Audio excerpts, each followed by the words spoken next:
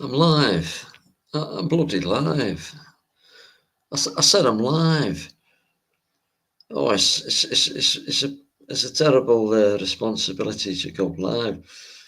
This is Hughes here. No, it's not Hughes. It's all Evans by you. I don't know what I'm talking about. It started really badly. It's going to get better. It's going to get better, Mark. I didn't plan this. It's not my fault. It's not my responsibility. Oh, what's it all about? Why am I doing this? Is it embarrassment? No, not really. It's all right. It's okay. Nobody's noticed. There's nobody there. Oh, there is. There's two people. Is that two people? Welcome to the Monday night stream. Glad you're here along for the ride. Love to know what's going on for you in your life, because for me it's been an interesting sort of day. We're coming up to Christmas, season of goodwill, and it puts you in mind of humanity and where we're going in the world. There's a lot of problems on the planet, it's fair to say, and times like this we really do need some help from up above, as it were.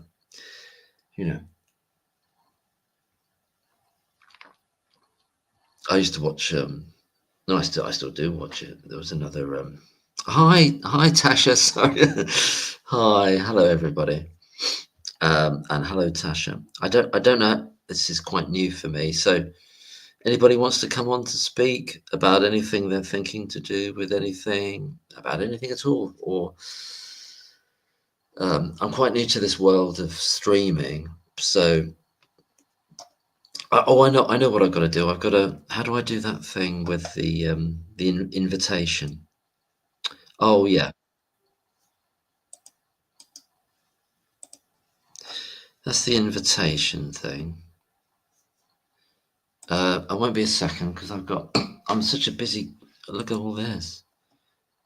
Oh my gosh, I can't pause it, can I? I won't be a second. I've just got to answer this.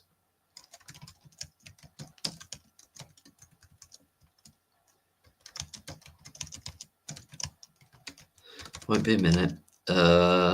It's all going wrong, isn't it? It's going horribly wrong. I've just got to answer this quick thing.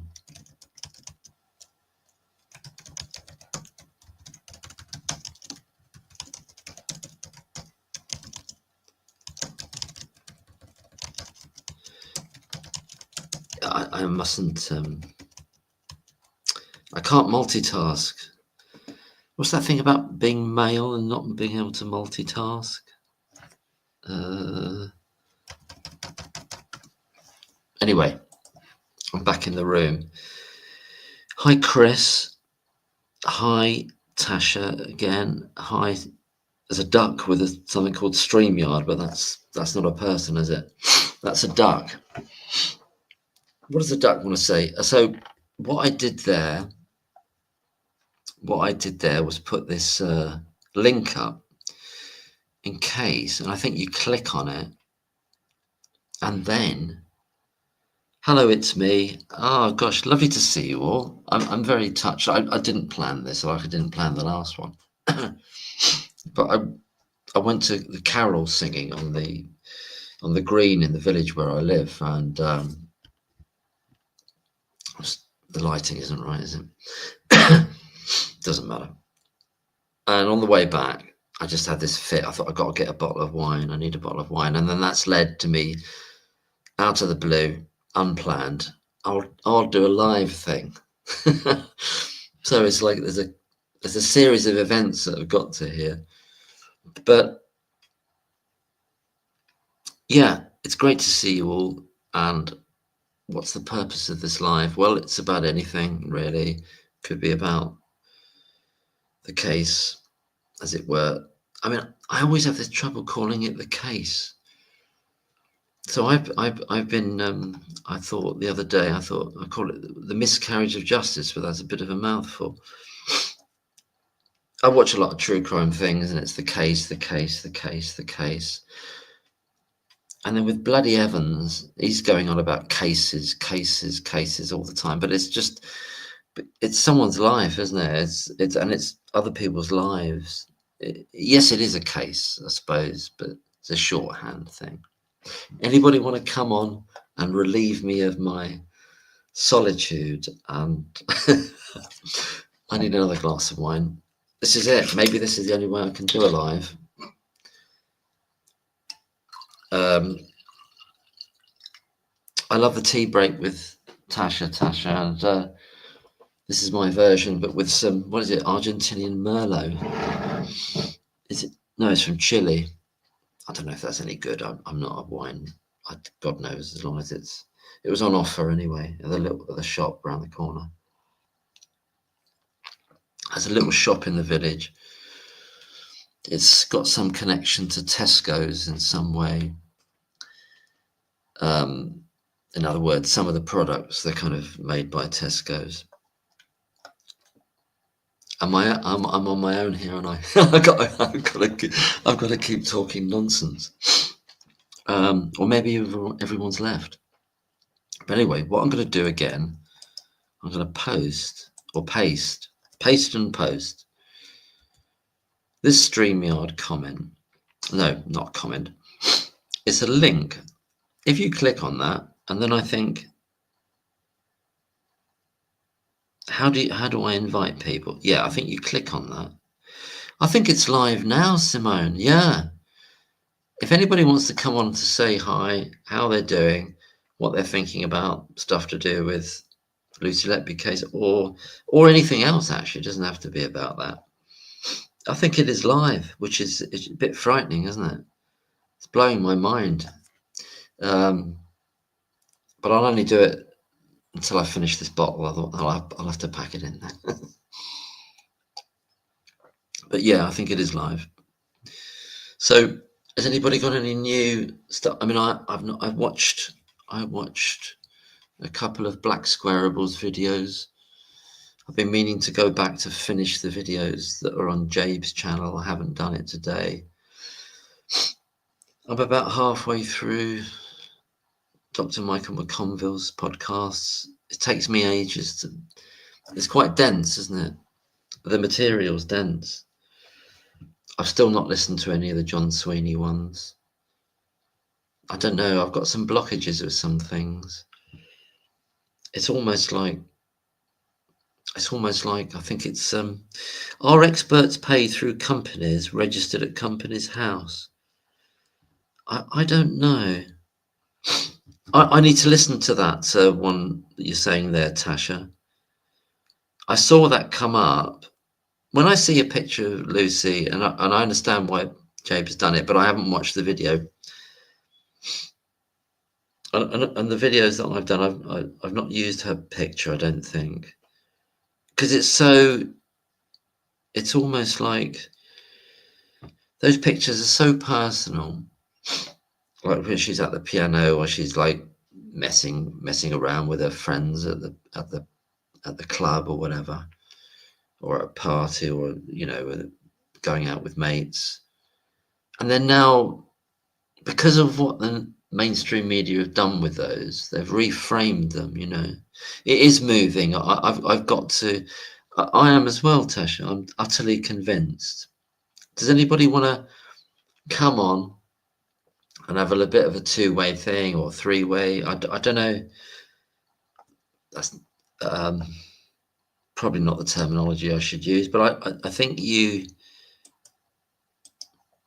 Yeah, I'll paste the link again. There we go. But I'll keep rabbiting until somebody comes on. No, that I find it very affecting, and the pictures of Lucy when she's happy, it's just not sure how to speak live, but we need to look into the plumber being involved with dissolved companies, and Dewey needs to stop lying. Yeah, well, he's never not been lying. I mean, he's never not been talking crap, has he?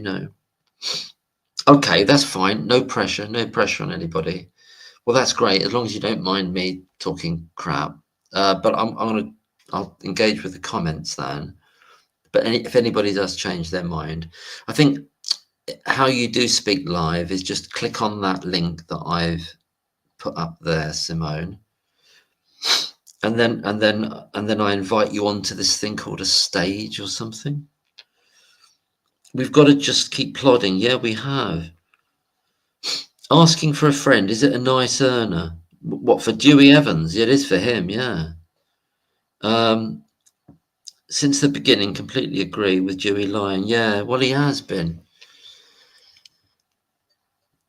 I mean, it's even kind of beyond lying in a way. It's just that he's got no interest in whether it's the truth or not.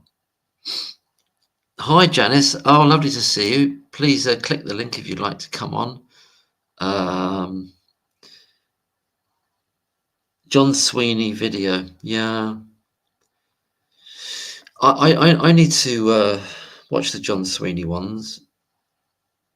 I just haven't done it. I got a bit of a blockage with some things. I've been focusing on Black Squareable, Jabe's channel, Tasha. That was really interesting what you did the other day, Tasha, about the air quality and the nitrous oxide aspect. You know, I hope this live is crashing and it's not crashing and burning, is it? It's what it is. Yeah, I need to listen to the John Sweeney one. I mean, he's obviously a professional broadcaster and everything, and he's got that other guy with him who apparently is a true crime writer or something. I think something like that. This seems to have been going on for so long now, but for poor Lucy, it's been going on since best part of 10 years, isn't it? Was hoping for more. Well, there might be more. I mean, I've got to catch up with it all. Everything was so dilapidated. We have to question everything. We do have to question everything. I was thinking of doing a video today. Sorry, I want to. I don't want to miss things that people are saying. Dewey disagreeing with 4 pathologists. Yeah, well, you know, he's the guy, though, isn't he? You know, he's the. Sounds like my kind of case. You know, it's my kind of case. I'm not making light of the situation, but he's just a risible character. Oh, there I was. It was Sunday afternoon. It was, and I saw that there was a trouble up at Chester Hospital. You know, I gave him a ring, and I thought it was my kind of case. I'd write to the NCA. Bloody tell them to get me involved. I'll put them all right. Something like that, anyway. But you see, yeah, the monkey. So I was thinking today to do a video. Yeah, another video. I mean, it's brilliant that there are so many people talking about this now. It's a totally different. It's a different world than it was this time last year. So many people have got so many different angles, bringing all their different life's experiences and skills to bear. And it's bloody amazing, really. It was different like last September. It's just very different. And I'm really glad to see it. And there's so many amazing people that are just crying here listening to taking the I know it's a bit. I'm always ambivalent about it because I know people have said, "Oh, you know, don't you realize this is serious?" Well, of course it's bloody serious, but he's not. Well, he is a serious person in the sense that he shouldn't be taken seriously at all, and that's the bizarre situation we're in. Is you've got someone who is as dangerous and as crazy as that, being the go-to guy for Cheshire Police and the whole of the criminal justice system to decide that Lucy Letby is guilty. And then all those other 878 experts just kind of really follow behind him like a train of nodding dogs. Hi, cup of tea with poetry. Sorry, I don't know if I know your name, but maybe you want to be anonymous, but is it all right if I call you cup of tea with poetry? But if you want to say your name, then I can say that, and it's shorter. But I'm happy to say cup of tea with poetry. But if you have said your name and I've forgotten it, I beg your pardon. But anybody want to come on? Oh, Liz, thank you, Liz. I'm going to write that down because I'm terrible with names. I'm going to write that down for the future. I'm not like. Hi, Christopher Smethurst. Hi, how are you doing? Hi, Liz. Hi, everybody. Hi, everybody that's there. Oh my God, there's 25 people watching. I've got stage fright now, and it's just me talking. What I'd really love is if somebody might want to consider coming on and discussing this and saying where you are with it, but no pressure, of course. What I was thinking of doing is trying to make this video about what's missing currently at the moment, what areas. I mean, this is obviously what Mark McDonald and the rest of the team are looking at. Great, I'm glad things are good with you, Christopher. What's missing at the moment? You know, there was a few years ago, I don't know if it was Donald Rumsfeld. I know it sounds a bit like a non sequitur. But you talked about there are known knowns, there are known knowns, there are known unknowns, and there are unknown unknowns. And I think there's this, as bizarre and word salady as that is, there is that kind of thing going on here. So there are known unknowns, just in terms of the mortality across a period of time at the Countess of Chester Hospital. I think that comes down to known unknowns, because I did some freedom of information requests the other day. Well, not the other day, a couple of months ago. And they've come back to me and they said, well, they just don't hold the information for them. They don't hold them. Okay, let me get back to the chat here. There was a pathologist in Toronto who came into disrepute. An international panel of eminent pathologists was convened to sort it out. People in prison had convictions vacated, named Charles Smith. Well, that's very interesting. Asymmetry, and welcome, and thank you for that. And I remember there was a Canadian case of a nurse, wasn't there? I can't remember her name. She's come up over the last 15, 16 months. I can't remember her name, but it was a nurse in Canada that was blamed for something. I think it was Canada. It may be North America or USA. I think it was Canada though. There's been so many cases, but it was there was some bacteria on the ward that had been brought in on I think it was on actual what do you call it, a nail varnish, and then and it created this toxicity that had poisoned these babies, and it was to do with a neonatology ward, I believe. It's a bit sketchy in my mind about this because there've been so many other cases. Tea break. I'll come back to that. Thanks for that, Asymmetry. So you're drafting a letter to the NCA to find out how to get a case audited. Yeah, that's very interesting. That I saw that in your video that's what you're doing, or that I saw the video you did, Tasha, in which you mentioned you were going to do that. You're not going to expect a reply because I'm not asking anything about a live case. Sorry, I beg your pardon. You're saying I expect a reply because I'm not asking anything about a live case. I will get to all the comments as best as I can. Please forgive me if I miss one, or I hope they get back to you, Tasha. The problem I had with the NCA when I was contacting them last year was that they said, because of the type of organization that they are, that they're outside of the Freedom of Information request legislation, that somehow it puts them outside of it. I hope in your case that they're more responsive and they don't give that blanket answer, i.e. they can't tell you anything about anything. That was basically their response to me when I was trying to get the date and the time of Dewey Evans's email. Do you think that there is life elsewhere in the universe? Yeah, I do, Nick. Yeah, I absolutely do. Susan Nels in 1981. Thanks, E-Symmetry. Thank you. Thank you. That is the case, isn't it? Let me look it up again, just to refresh my memory.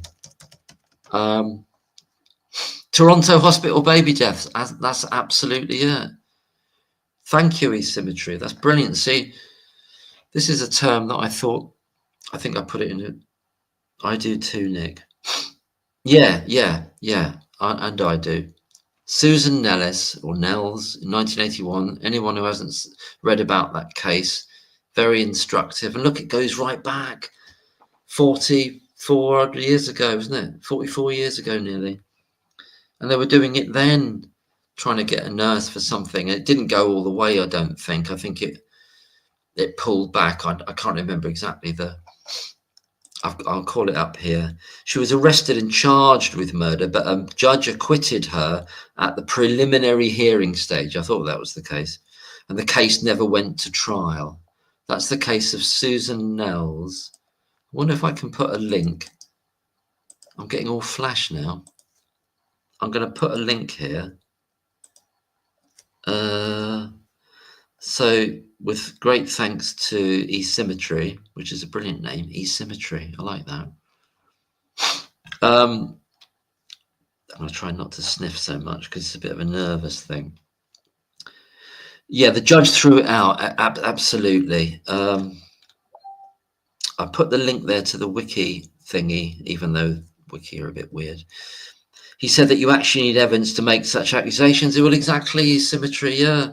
If only Judge Goss had been of a similar caliber and quality, and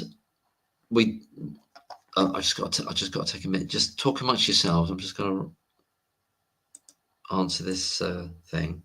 I'm terrible at this, aren't I?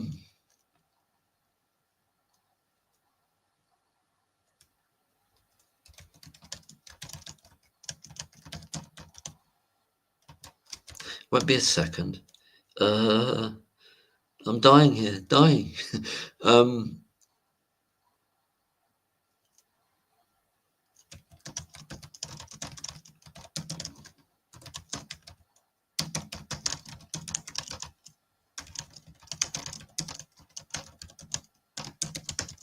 Won't be a second. It's just, the trouble is, you see,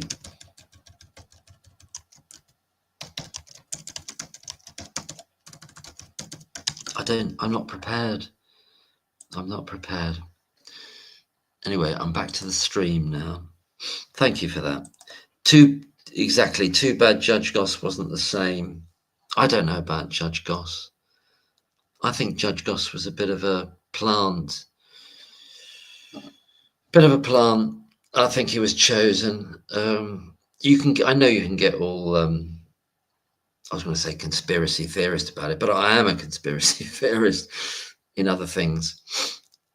I don't know. Was Judge Goss chosen as a safe pair of hands? Do people think that? Was he did they really need this conviction? Did they need it?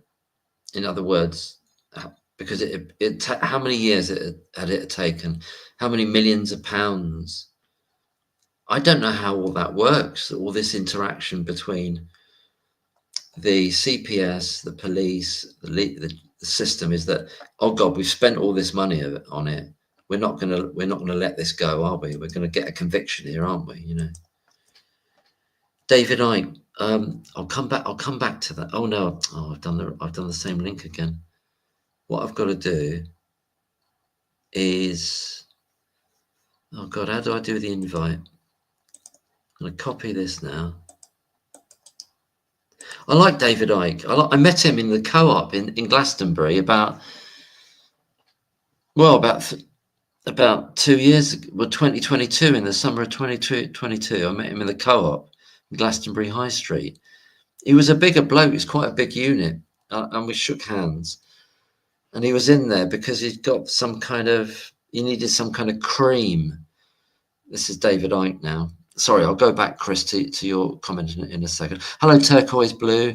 Hello, I'm sorry if I've missed anybody, but I'll just tell my David Icke story because he's in the co-op and he's with his assistant and he's on the way somewhere else, but they're stopping off there to try to get this kind of cream for his face or something, or skin cream. And in the end, he goes next door because his assistant comes in and said, David, they got the cream next door. And that's next door to the co-op. Yeah, I like David Icke, and I remember when he was first on Wogan, when everybody laughed and everything. He was dressed in turquoise, but I really like him, and I've watched a lot of his stuff. And I'm not. It's not that you have to agree or believe in everything, but I think he's an interesting guy. I think he's a very deep thinker, and he was very nice. And I said, when he was in the co-op, I was in there buying a tuna sandwich, I think it was.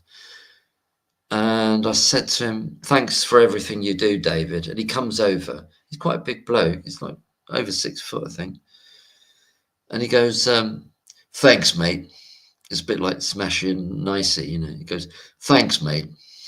And we shake hands. And then he was taking a selfie with another woman that was in the co-op. So he was nice with the people, and I like to see that. Anyway, I think I missed a comment back there that Chris said, General Medical Council could sort out who is pathologist, paediatrician, neonatologist, etc. Was Dewey paediatrician at the time? Well, he was a retired paediatrician at the time, and some of the information that I've had in my head has disappeared since. As Homer Simpson says, the new information pushes the old information out. And whether there's this issue about Dewey Evans's registration, and when it's lapsed, and when it's on, when he's got his full registration, and when it's not full.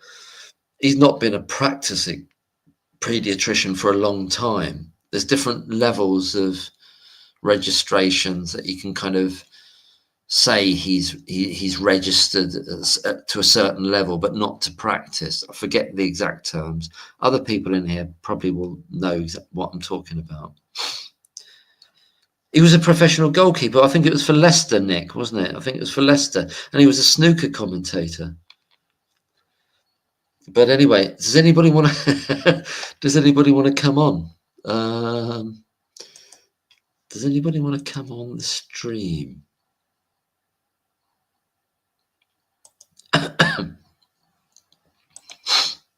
You can see I'm not an experienced streamer. He was a goalkeeper. I think he was injured in some way. Oh,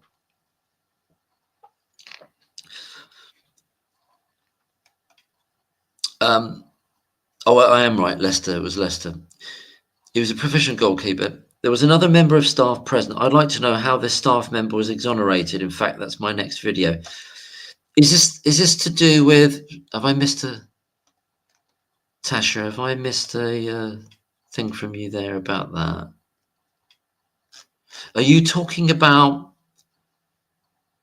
Tasha, when you're saying that, you're talking about this idea that in the earlier version of this, these notes, not notes, the where everybody's on duty, you know, where all the doctors were apparently there in it, and then the doctors were taken off it. Are you saying that there was this doctor that was there for a lot of the events, not all of them, but a lot of them? And is that what you're saying there?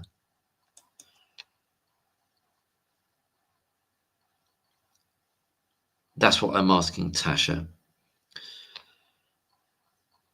Anybody want to come on? It's just like doing a video, although it's not, is it? Yeah, he was a goalkeeper. Yeah, he was for Leicester. Yeah. Oh, thanks, Tasha. Yeah, that's the guy. Well, I say it's guy. I don't know if it was a guy. It just says it's a doctor. That's the last thing I read recently. Is that, or along the way, there was a doctor who was there for many. I think the quote was many of the events. And then we've got to go back to. Oh, Karen. Hi, Karen. How are you doing? Hope everybody's well. Are you well there, Karen? There are 3 short films on YouTube by Lucy Letby Films. Yeah, they include John Sweeney. The one out today shows clips of John Sweeney's interview with Dewey Evans. They're really good. I know they're getting a massive traction, aren't they? There was one with was it about 20,000 views? Because whoever's doing that channel is obviously like massively skilled at doing videos and putting them together in a very compelling way, you know, with different clips and everything. And I think I've watched a bit of the first one where it starts off and there's that kind of hook where it's like meant to be 2 people talking and saying, "Have you noticed she's always on duty when it happens?" Who? Lucy Letby. It's a different style because it's very it's somebody obviously with a lot of not presentation, but kind of video making skills, and I think that's partly why they're getting all that traction. It seems to be anyway. What Chris is asking, Tasha, I think that is the case. Yes. Yeah, and I think a lot of people, Karen, they like things that look a bit more. Not everyone, because I like listening to people. Personally, is kind of is one of my things. I like people talking from their home, in their kitchen, or from as Tasha does, you know, on the stairs with a cup of tea. Because hi Samantha, isn't it? ACL Moss, Samantha. Hope you're doing well there. Guy Rowland, who's that? Oh, Guy Rowland is the guy behind. Guy Rowland is the guy behind that channel, is he? I'm sorry if I miss anybody's comments. I'm trying to keep up. Oh, Samantha, you came on for a very short time last time. Would you like to come on this evening or tonight? I'll put the link up there just to say hello because I'm feeling twat. Does it say twat? Hester who? Twat. Is that me? Or anybody? Hester who? Twat. Is this a kind of well, that's fine. I'm absolutely open. I'm open to the idea of people who are not on board with this in the house if they want to talk about what they want to say as well, because that might be interesting as well. Finally managed to get it. Oh, there's Simone. Yeah, add to stage. So how do I do this? Oh, so Simone. Oh, unmute mic. Can't. Oh, it looks like you've muted yourself, Simone. Oh no, you're Hello. unmuted now. Hello. Hello, hi. How you doing? It's I'm not good. just me now. I'm good, thank you. It's really hard to work it out how to use this. It is. Sorry, and there's Catherine there. I'm going to add Catherine to the stage as well. Hi, Catherine. So I'm new to this, so please forgive me, everybody, if I'm a bit awkward. So I'm going to add Catherine to the stage. Hi, Catherine. Hello, Mark. Hello. So we've got Simon and Catherine here, and me, and there's somebody called Hester who in the chat who just called. I think it might be calling me a twat. It might be, but that's all good. Yeah, I haven't got much to say. It's just to say hello. Well, it's great to hear your voice, Catherine, and thank you for all the. Catherine's been an amazing help sending me along the route different, like the private eye articles and other articles and other things and other links. So it's been brilliant, you know. And Yeah, you're welcome. as Simone on Twitter, although I've not been on Twitter for a couple of weeks, but thank you to you both, you know. Yeah, the guy who is doing these great videos is Guy Rowland, and now on the last video, the one that came today, he put his name in the description and his website and everything. Oh, fantastic! Oh, that's good to know. Yeah, because he's obviously he's given it a go. He's a professional. You know, he works in you know, video production and all sorts of things. So yeah, it's very professional. It's very good. It does sound good, and it's getting a lot, and that's what we need, a lot more people to see things, don't we? And there's different styles. Have you seen those, Simone? Have you seen those? No, ones? I haven't. No. Are they It's, on it's YouTube? Are they on yeah, YouTube? yeah. It's called. Is it right, Catherine? It's called. Sorry if I'm ignoring the chat. I'm not deliberately ignoring the chat. Yeah. I said Well, ignoring the twat. the channel used to be called Lucy Letby, but now he's added a third word. Is it Lucy Letby? Lucy Letby Films is called now. Films, yes, Okay. Yeah, Okay. if you do that, if you do that as a search, Lucy Letby Films, then you can find them. And Okay. It's quite hard keeping up with everything, isn't it? Yeah. It is. Oh, sorry, Hester. Sorry, did I misunderstand you? I don't know. I'm trying to multitask here. I don't know what I'm doing. Somebody saying hello here. Somebody else wants to come on. This is blowing my mind. Hi there. How you doing? Right. Hello.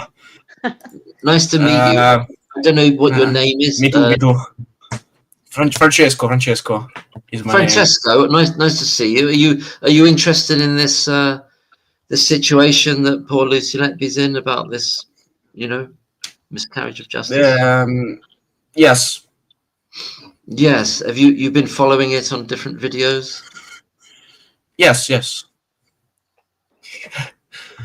Do you have any views about it? That I don't know. Are you based in England? May I ask you? No. Yeah. So it's a story that's a worldwide story, isn't it? Mm-hmm. How old are you? Well, it was my birthday just the other week. I'm 59, 59 years old. 59. Very old, Good. very. No. Are you Italian, by the way? Yes. Is it vecchio? Isn't it vecchio old? Vecchio. Yeah. Yes. Tu vecchio, sì. Yeah. Coglione.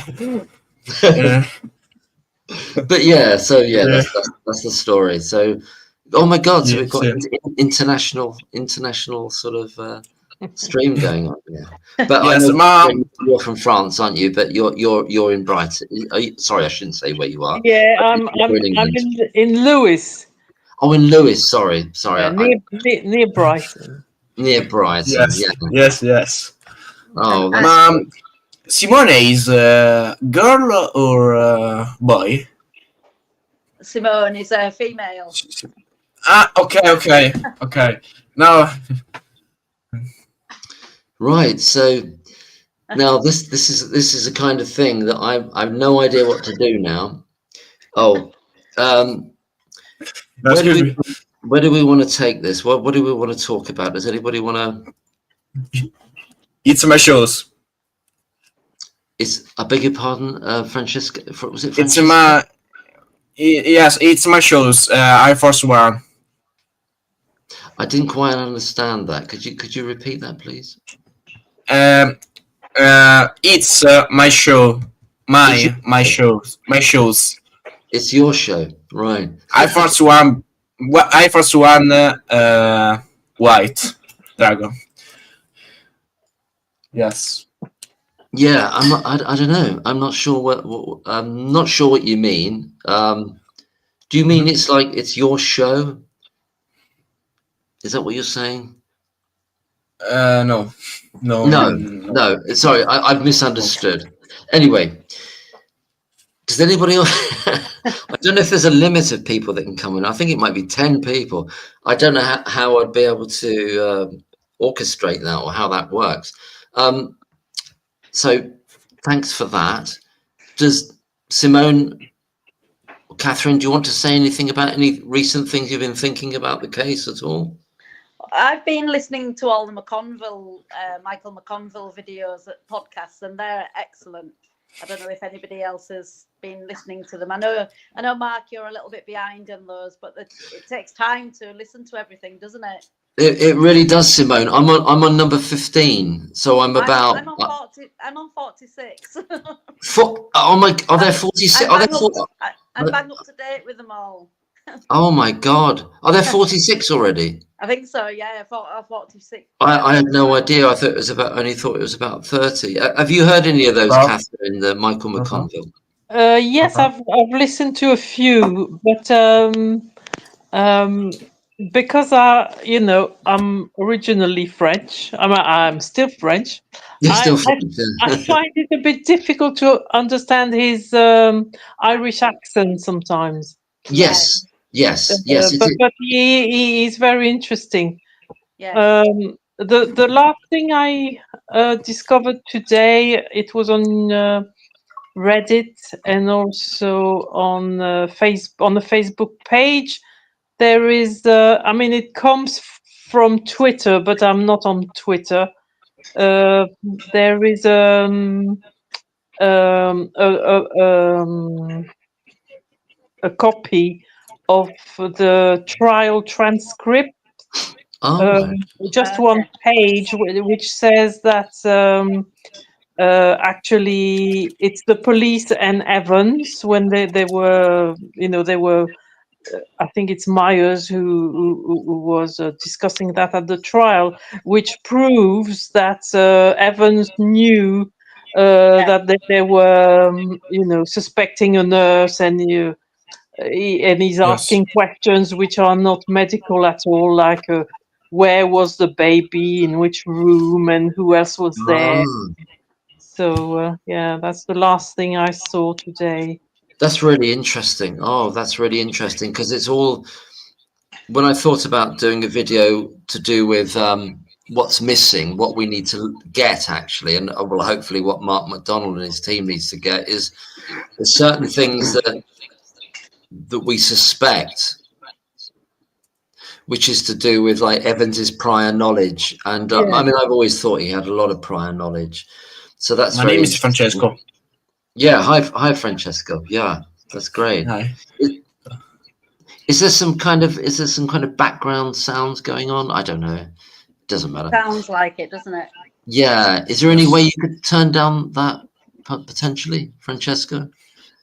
I don't know how that works. Excuse me? Do you have any background sounds, other things speaking in your room or something like that through the mic? Like a or something. Like a sort of other stuff going yes, on. Like. Yeah. Yeah. I don't know what to do. Okay. Well. Okay. This is my inexperience showing now. Now what am I gonna do? I think Mark, if you arrange to do it on a certain night or something, you might get quite, people will know you're doing it on a Thursday night. Well, that's true. That's true. It wasn't. My partner is listening to this, but he can't work it out how to get onto it. So, and he's somewhere else at the moment. So. Oh, I see. Well, I think it's just like. He wants to chat with you.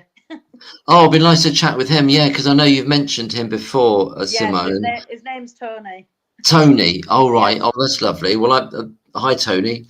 And so many people have taken. Oh, thanks, Francesco. I think you've turned that off now. That's brilliant. Brilliant. Nice one.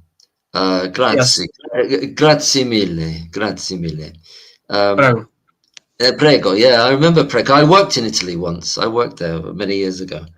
Yes. Yeah, it's great. It's a lovely country. Beautiful. Me too. Great wine and everything, and food and people. But yeah, what was I saying now? I've just completely lost what I was saying. How do you get on here? No, excuse me. Yeah. Excuse me. Shall I take you out? I'll take you out of the chat for a minute. I'll just remove you from the stage. That wasn't rude, was it? Was that rude? It wasn't, was it? I mean, I just removed Francesco from the stage, it's called, on this StreamYard. Has anybody done this stuff before, the StreamYard? Yes. I've not used this one. It's great. It's incredible. It's incredible. It's incredible, isn't it? But I had to take it. That's great, Francesco. I had to I had to take him off the stage. That's what it says. Is it Francesco or is it Paolo? I thought it was Paolo. I thought it's Francesco. Is it Paolo? I I thought it was written Paolo on the screen. Never mind. It doesn't Well, matter. on the screen, he's got hello. He's got hello. Oh, I see. It says But hello. I'm just gonna have a look at the chat to see, because I feel I'm neglecting the chat.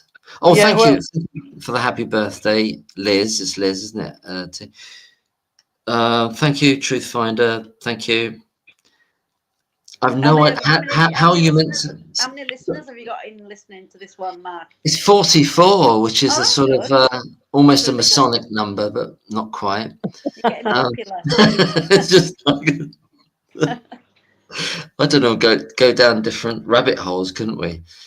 But it's great to see you, Simone and Catherine, because And you.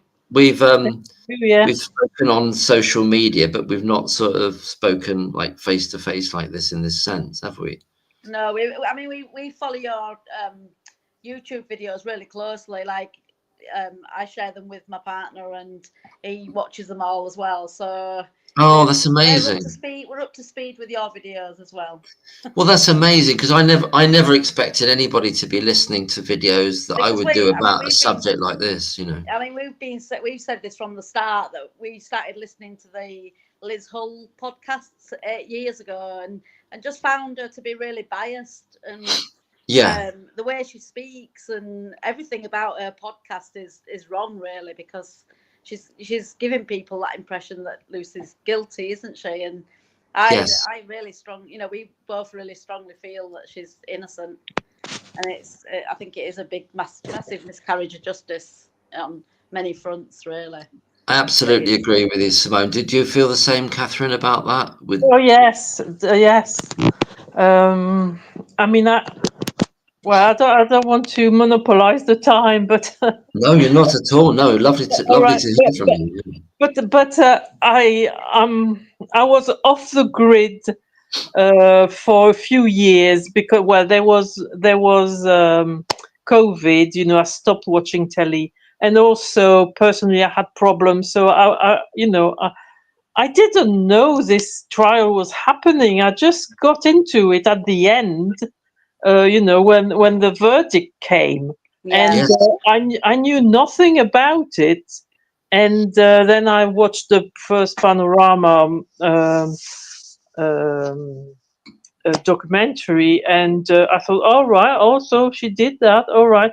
But then I must say I have in my family and personally I have had dealings with doctors who brought me the police in front of my front door. Oh gosh. Yes, and my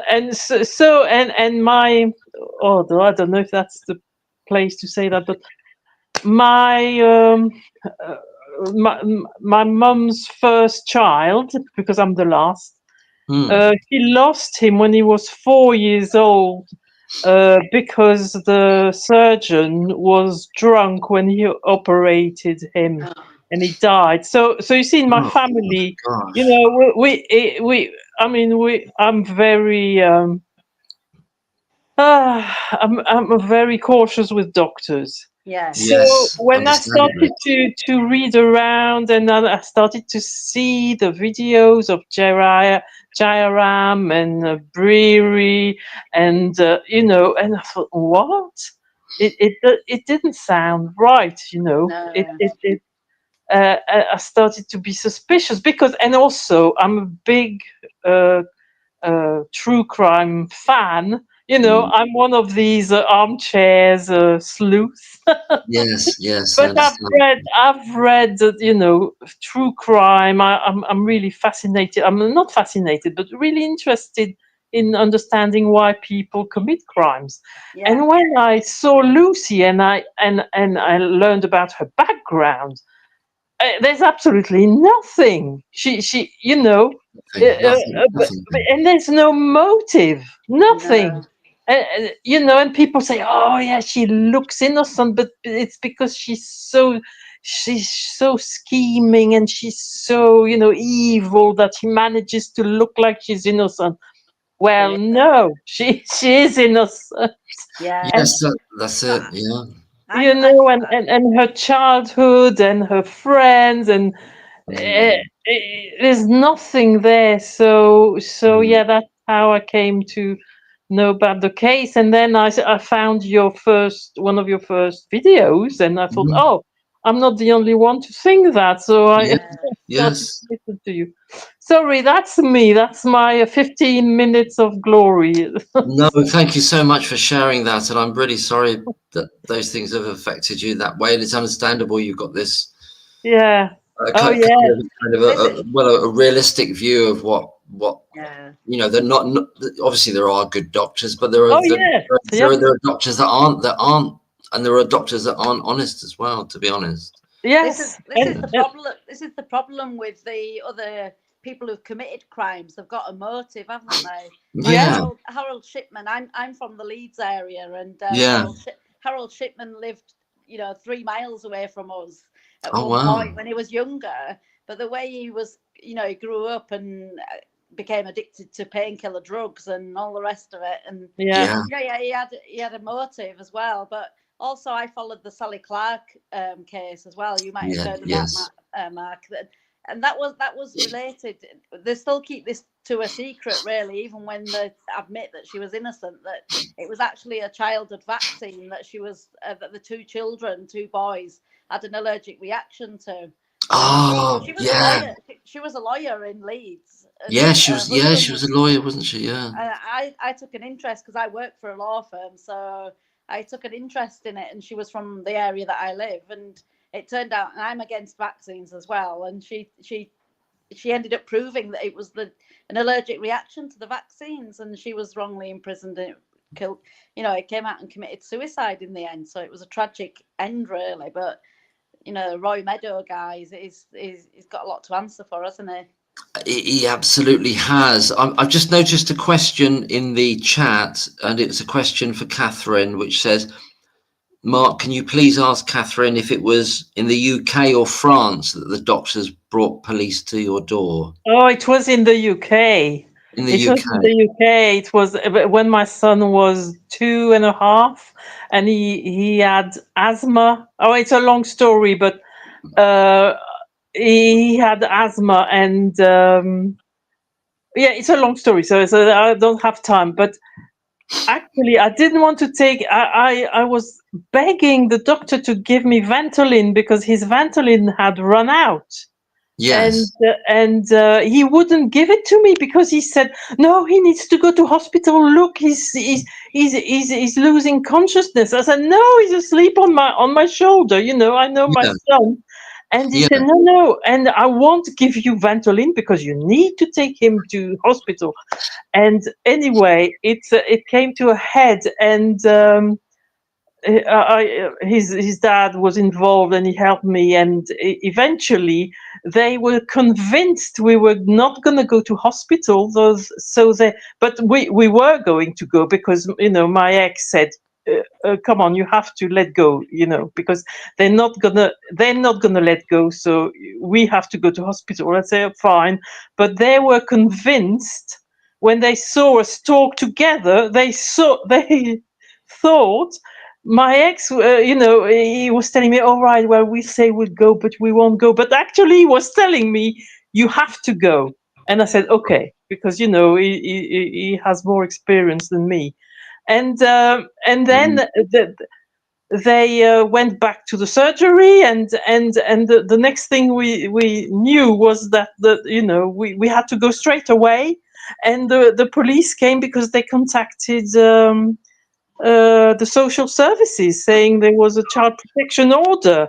Two police cars in front of my house, and it traumatized me. And of course we went to hospital. He was given Ventolin, my son, and he was fine. He was playing in the thing in the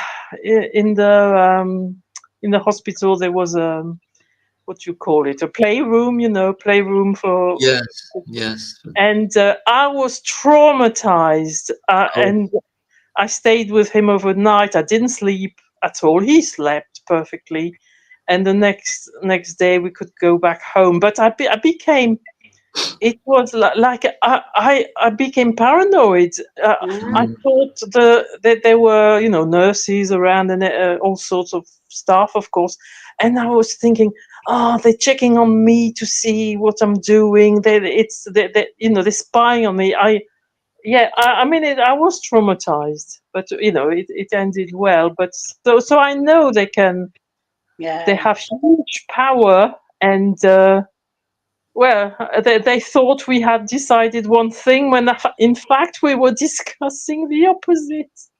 So Oh I my know. goodness, that's shocking. That's shocking, but it shows how all the Oh yeah. different elements of the state can come together, Yes. like they have around Lucy Letby, Yeah. Yeah. Yeah. and I don't know how other people feel in the chat and yourselves here on the that are in this sort of this room bit, whatever it's called, is that I personally think that with Lucy Letby, there could have been a point where she could have just left that Yeah. trust or left nursing or gone somewhere else, and it would have been in her rear view mirror. It would have been a bad experience in which her colleagues had turned against her for whatever reason, and she'd escaped that situation. And I think that it could have ended like that potentially. But she did the grievance. I'm not blaming her for that. I think she was right to No. do the grievance. But with those kind of characters, they weren't going to accept that. But that's what you just said, Catherine, is a real example of how different elements of state connect together to go for someone in a way and like target them in some way, or Yes. you know, Yes. misread a situation. You know. Yeah. I'm very interested in true crime as well. So, Yeah. you know, the first time I heard Dewey Evans, it was is completely storytelling. Yeah. From that very first interview he did, which was about an hour long. Oh God, yeah. I listened to it and I was like, I can't believe this guy is completely lying. And then, you know, all these things have come out about him, and they're not so-called experts at all, are they? They're not Simone, and he just says the most bizarre things, and this is what Dr. Michael McConville says. And Evan says something like, "Oh, babies, they're really simple things. Really, they're very simple things, you know." And Dr. McConville saying, "No, there's so many things that can go wrong." And but who is this guy? He's just an absolute nut job. I'd love to be able to prove that he was at that conference, Mark. Oh God, yeah, absolutely. I've tried all avenues. I've tried Richard Gill. I've tried everybody. I remember ringing up I think it's called the Rowton Hall Hotel, and I rang them up last September, October, maybe September time last year. Though, will they? They won't give it out, and I said, "Have you got anything? Have you got any old books of guest books, you know, about who's signed in for this particular date?" And she said, "No, everything's been in the intervening period because this is obviously 2017. Everything's been computerized." So it wouldn't be there anyway, because I ended up talking to a receptionist that had been working there at that time. But you know, and even worse with the Welsh Paediatric Society, that they won't tell you anything. Will they? No, nothing, because you even put a shot across their bows because they know why you're asking. Yeah. They know why you're asking because he's a hot potato, you know. Yeah, I contacted Richard Gill and he put a post out on his Twitter asking that question, and somebody came back to him and said, "I'm sure for a price somebody will tell you," and he said, "Name your price," and nobody came. He still didn't find out. Yeah, name your price. I mean, I've looked on their, you know, they've got their website, the Welsh Paediatric Society, and they've got photographs of events. It's like I'm trying to scan through photographs you can find online. Oh God, is that Dewey Evans? Where is he? Is he there? I mean, he's obviously turned up to some of them, but he must have done. I mean, you know, it would be quite interesting if we can place him there, if he was there, you know. It'd be interesting to see their phone records, wouldn't it?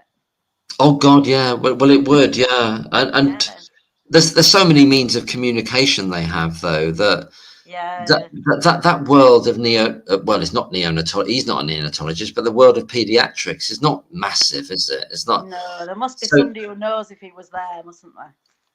Well, exactly, and it's not as though, you know, they've got Chester there, and then you've got Evans, who's been working in Wales, and obviously there's a lot of kind of crossover between these Welsh these Welsh units, Yes. neonatological units, and Chester, because there was this kind of thing where there was some of those units had temporarily closed in North Wales, weren't there?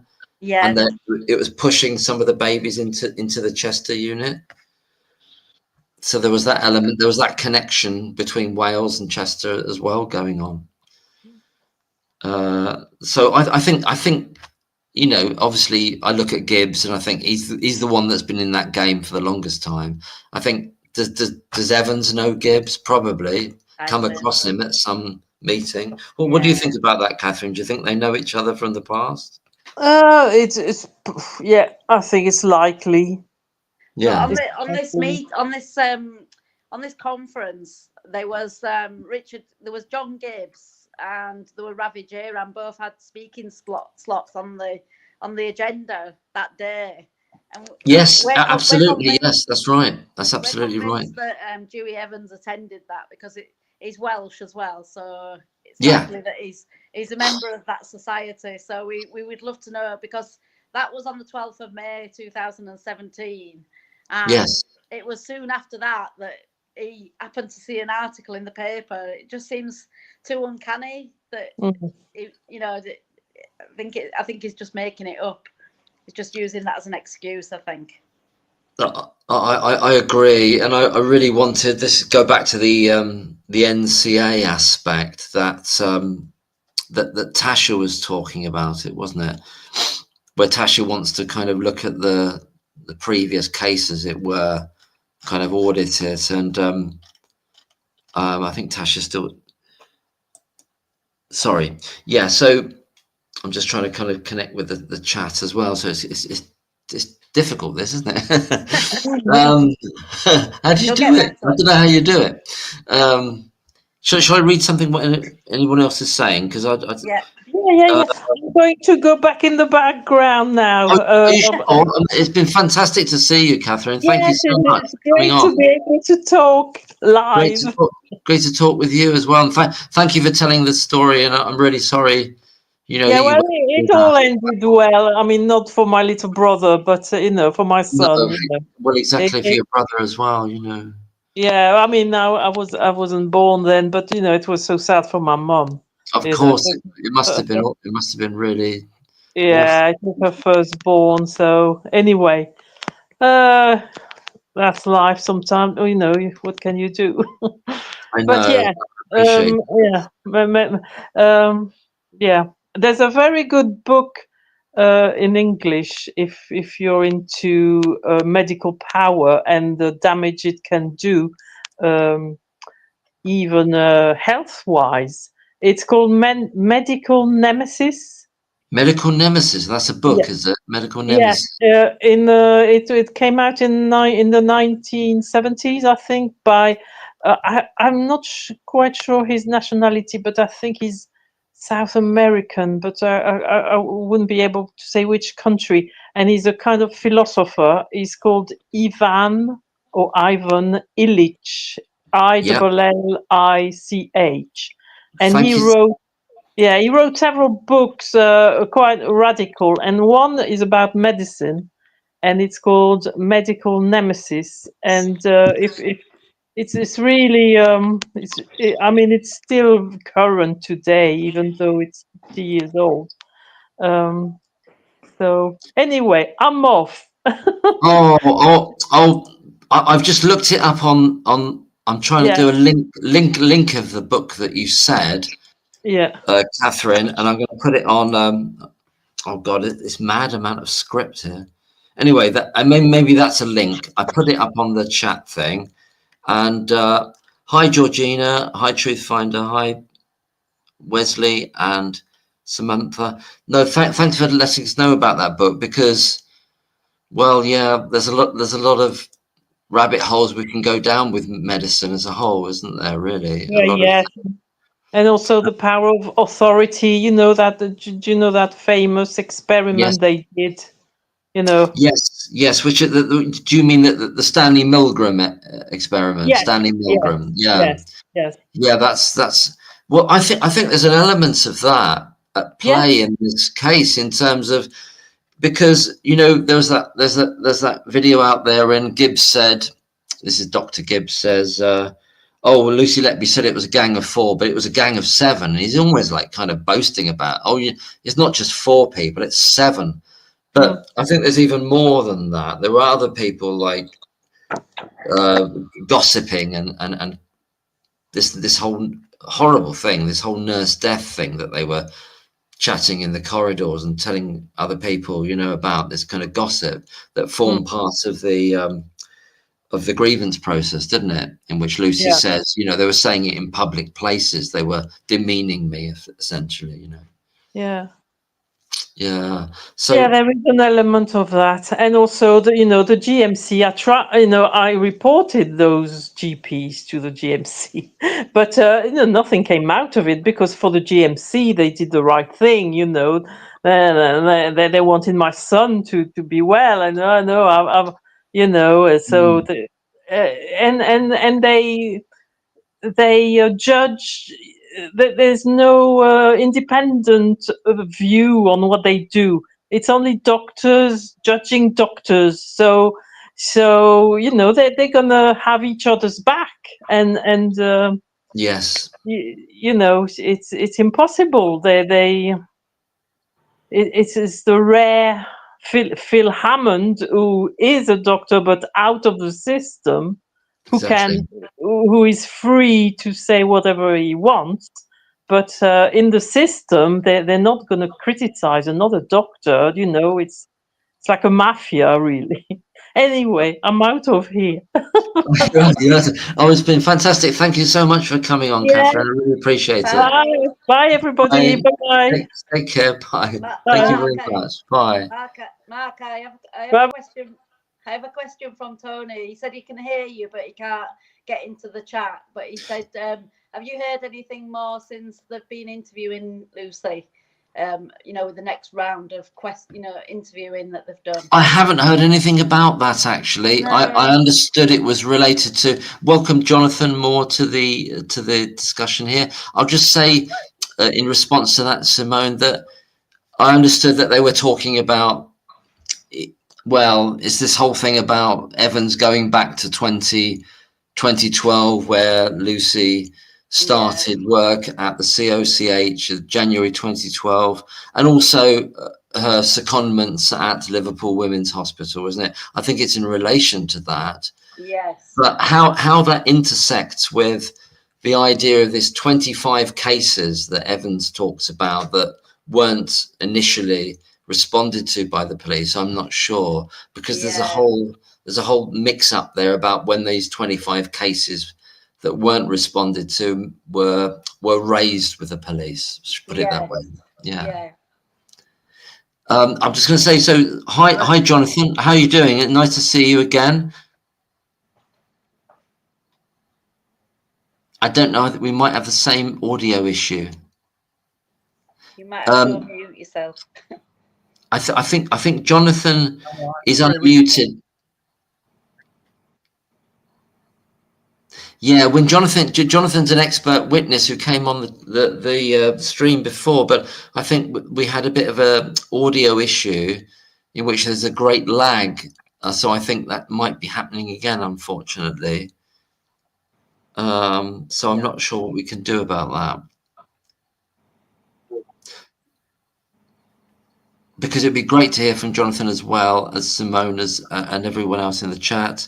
Sorry, I've been neglecting the chat. It's hard to do all. I don't know what I'm doing, but I don't know if Jonathan can hear me at the moment. Oh, it sounds like you're muted. It looks like you're muted, Jonathan. Oh, I might have unmute Mike. Oh, it says you're can't unmute your guest because he is. Okay. Can you hear me? I can hear you now. Yes, we can hear you now. Hello? Can you hear me? Yep, absolutely. Oh, I'm afraid I'm getting this problem I had before. Once I'm in, I start hearing everybody. Yeah. we're losing you, and I think we're on a bit of a lag situation. I don't know. Is it to do with the internet connection or something? I don't know about this. Do you know about this stuff, Simone? Not really. No, I'm not. Might have to. I had to allow the microphone in my settings, but yeah. I think it's to do with a kind of a lag of the audio that Jonathan hears what I'm saying now a bit down the line, and it's all out of sync. So we had that problem before on the other live that we did, but I know a lot of people wanted to hear from Jonathan because he's an expert witness in different things. He's working as an expert witness, and he's got views about Dewey Evans as an expert witness, or his lack, really, Although to be fair to Dewey Evans, which I don't like to be fair to him, he doesn't call himself an expert, does he? He says, I don't want to be an expert. He says, I'm not an expert. Is everybody else calling him that? Everybody, yeah, that's exactly it, Simone. There's nobody else to stop calling him that. And he did tell us that he's not an expert. He did actually say that he's not an expert, and we should have listened to him. Well, the court should have listened to him. They should. Everybody, the whole justice system should have listened to him. They should have said, right, okay, fair enough. Well, you're out of here then. Bye. You can have your lunch money and the bus fare home, and that's it. He's just a knob. But anyway, he's worse than that, obviously. But it'll come out eventually. It will come out. I agree with you, Simone. How are you doing there, Jonathan? How's it? Is it connecting? It's something to do with the connection. We're not. It's the technology. It's failing us. Volume up, Wesley says. Hi, Wesley. Hi, asymmetry. God, we've got 49 people in, Simone. I can't believe it. I didn't even know. That's really good. It is, because I didn't plan this. I've only done this because I've bought a bottle of wine and I thought I can do it. Because it's different doing the live than doing a video, isn't it? Because you're live, Are you there, Jonathan? Oh, I think you're muted still. Have I muted you? Can't unmute your guest. Their mic isn't connected. Can somebody? No, I can do this. I don't want to. I don't need to delegate. So I'm going to message to Jonathan. Jonathan, can you unmute your mic? I'm actually. Well, hopefully that will work. Salute. Cheers, Wesley. Very, very bad lag on the. Yeah, it's the same. It's the same problem, I think, Jonathan. I don't know. Have you had this before, or is it? It's never usually a problem. I don't know. Yeah, it must. Oh, it's a pity, because I know many people want to hear from you about your experience as an expert witness and in relation to this case. Yeah. And they said that they'd hope you'd come back and talk about this.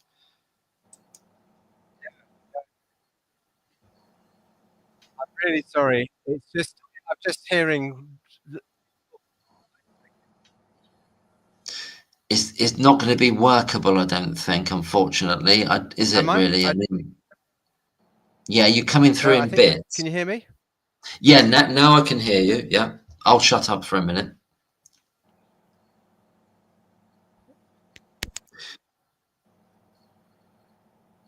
Truth Finder says you need to turn up the volume. I don't know. I'm not a technical person.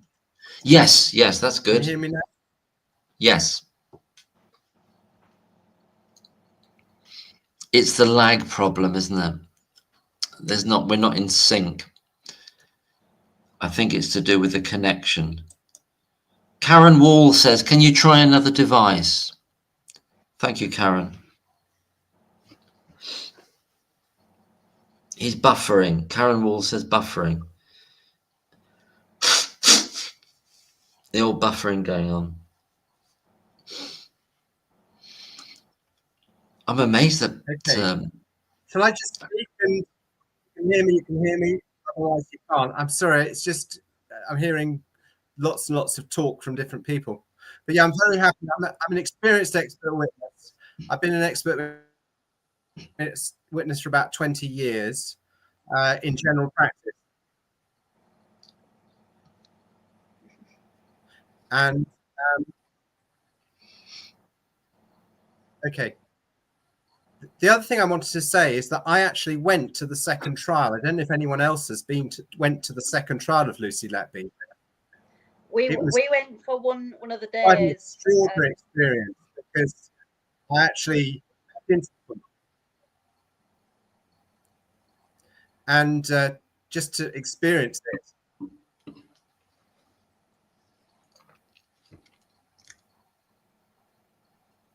Okay.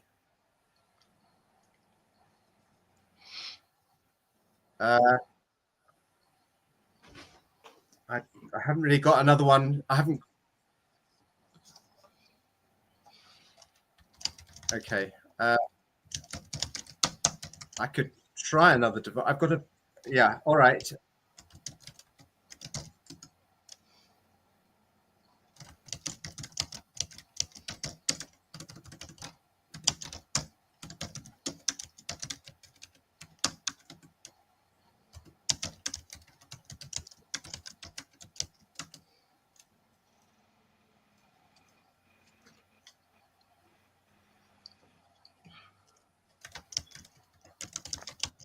Okay. Can you hear me now? Sorry.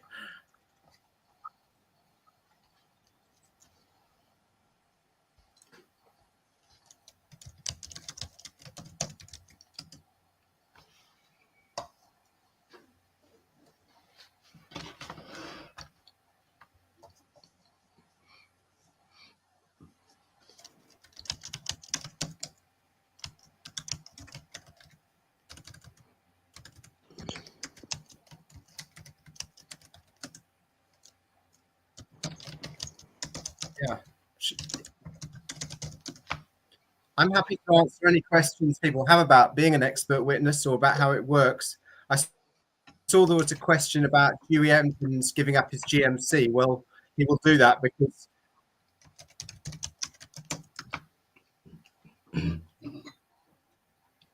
no, I'm afraid my other device doesn't have a camera on it, or this is my only computer with a camera on it, I'm afraid.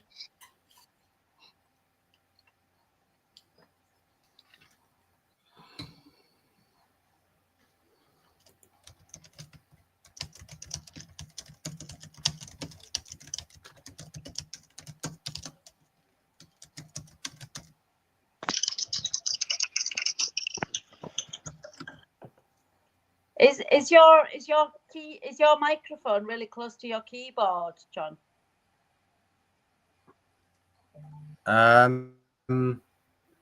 Well, I was told to wear headphones, but I think that's making it even worse. I can put my headphones in again. Does that work better? Yeah, we can hear you. Better? We could hear you typing really clearly. Hear me better now? Now? I've got some headphones in there. That better.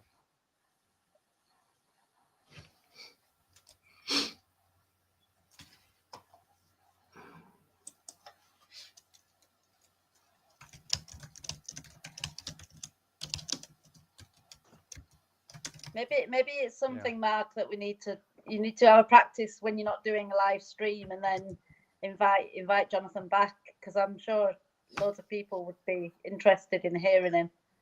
Yes, the problem we've got at the moment is this kind of lag. I'm very happy if Jonathan wants just to speak, and then if we don't speak, then Jonathan can speak as much about his experiences and also about his experience of the second trial, and then that could kind of work.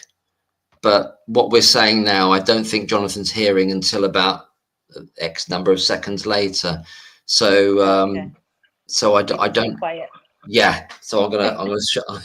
So,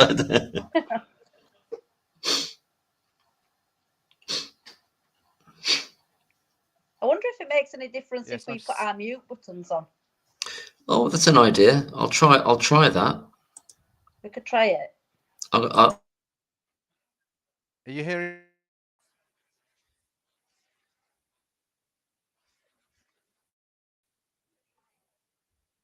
Ah, okay. Can you hear me better now?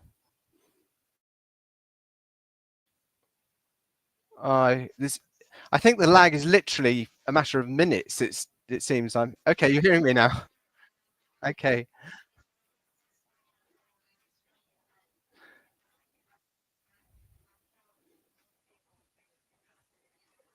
Yeah.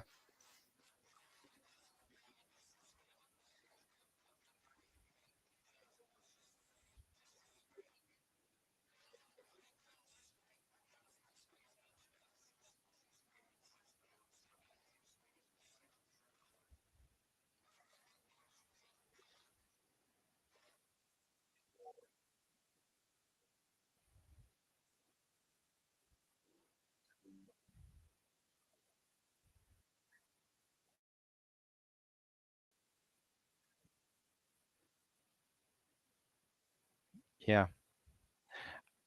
I don't know where to start really. I'd be happy to talk about anything. I'm like all the rest of you. Um,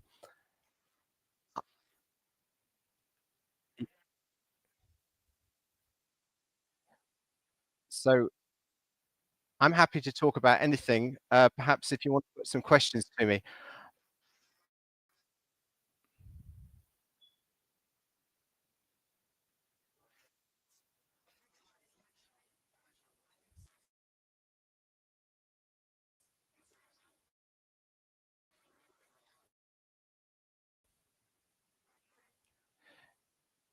Okay, I'll talk about it. And I just so wanted to see Lucy Letby and see her.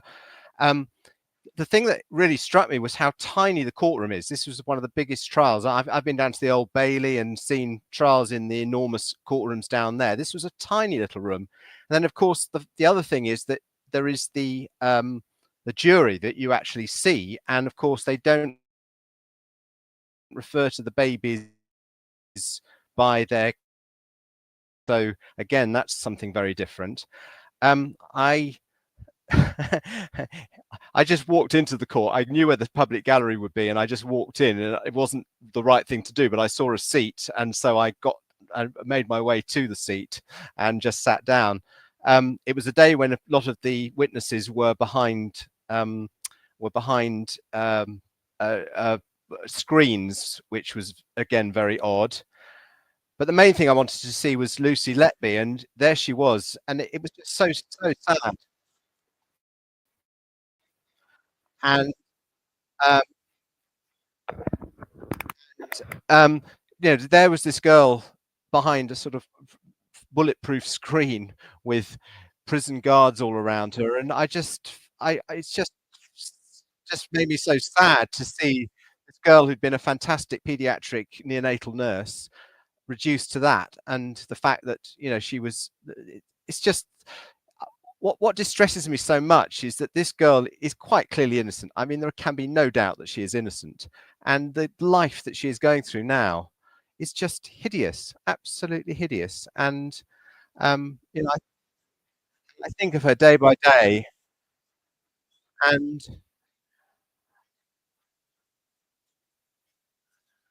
I'm now hearing myself.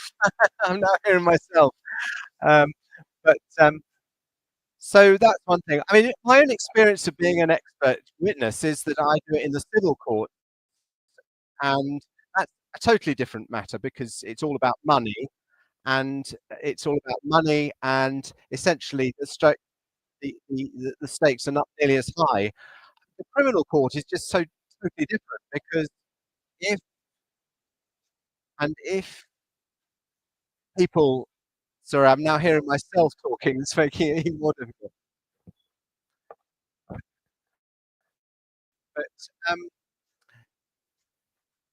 so I just feel that an expert witness in a criminal trial, you've got to be so careful. And I'm always very careful in my civil cases to make sure that I'm absolutely balanced. I try and always present both sides because that's what you have to do as an expert witness. You have to present to the court both sides of the argument.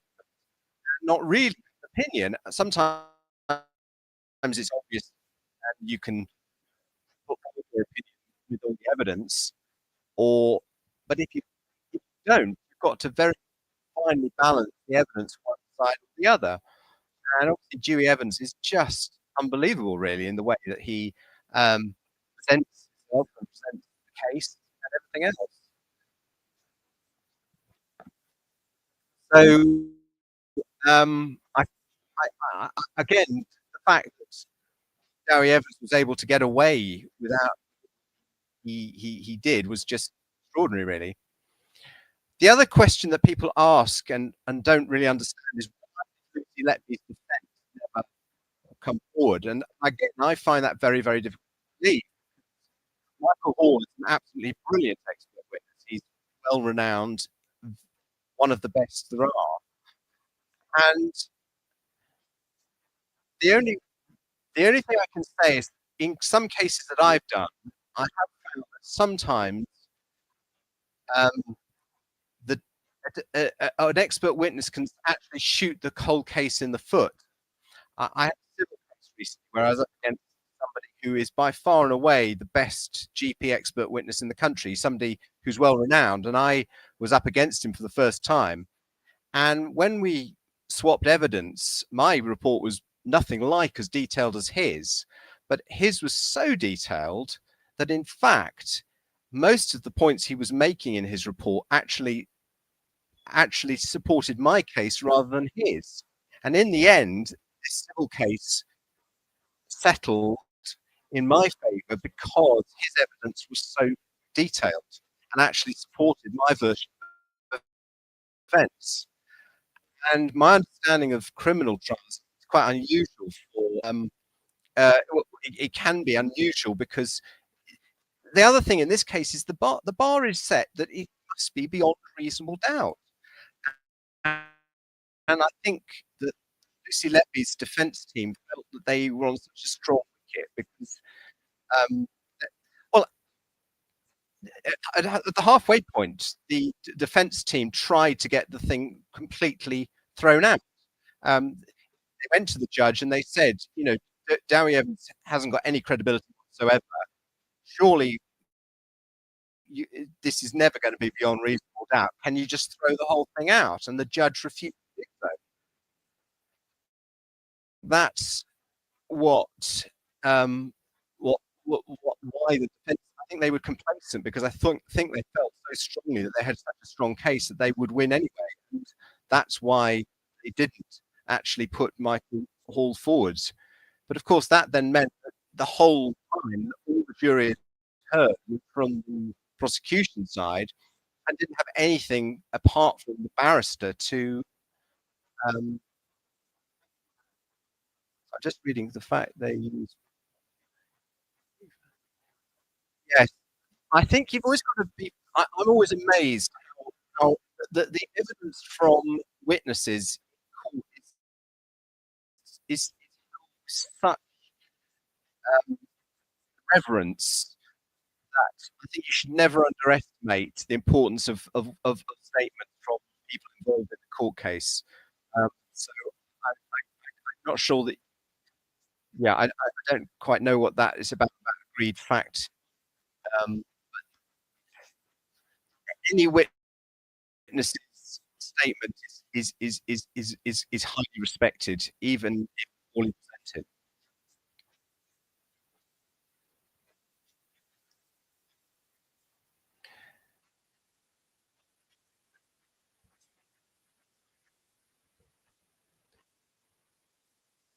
So I don't know. I'm very happy to answer or to talk about anything that people want to ask. If you could perhaps put it on the yeah.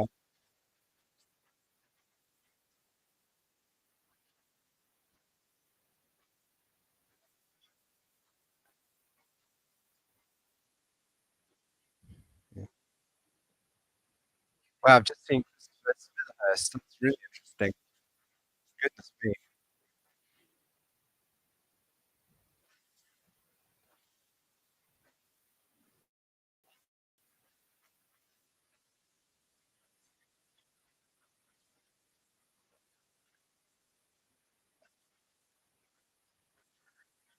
I think the other thing that is so demoralizing this week is the fact that police are trying to sniff out more evidence. Now, I don't think they're going to succeed because they're not going to be able to find anything from the women's hospital from all that time ago that is compelling enough, I don't think.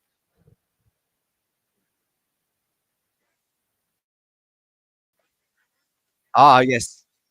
Yes, that's he's only lost one case. Well, that says everything really, because that basically sees that he is a hired gun. Because somebody who sees themselves as a hired gun will see it as a win or a loss. If you're a proper, um, if you're a proper expert, you go into the court, you give balanced opinion, and you try and weigh up all the evidence and present it in a balanced way. So the fact that Dewey Evans has such certainty of that he's right is a huge red flag. Huge red flag. I think the other big, yes, I've been asked about all the experts. The one of the reasons there are only retired experts that do these sort of very long trials is that you have to be available for 10 months. So Dewey Evans and the neonatologist from Jersey, they had to put themselves out to be available for the whole trial. And if you listen to the latest Sweeney podcast, absolutely brilliant. Yeah, Bowen. That's what they say. So yeah. Sorry, I lost my track there. But yes, so the problem with really good experts are they just can't come and sit in the courtroom for 10 months and be at the whole trial. So you're reduced really to only having availability of people who are retired and can give that amount of time to the trial. So that's the reason that really good experts don't do criminal. That's why I do civil, because civil cases only go to court for a maximum of about 10 days. And even then, unlike criminal cases, you don't need to as expert as you don't every day of the trial. Whereas my understanding of criminal is much more important than experts available throughout the trial to hear all the evidence.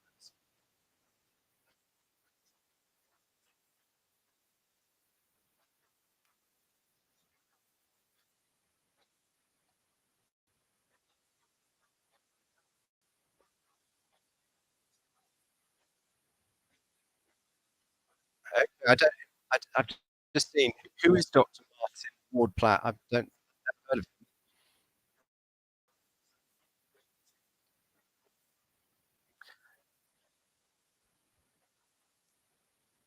him. The thing about Dr. Bowen is that I worked on Jersey doing obstetrics for just for a couple of months. But the thing about neonatology on Guernsey is that there isn't any, because anything serious of any sort just gets immediately moved to the mainland. So someone like Dr. Bowen wouldn't have a lot of experience being a proper neonatologist, because so again, it's very worrying because Dr. Bowen really isn't somebody with a strong reputation in neonatology.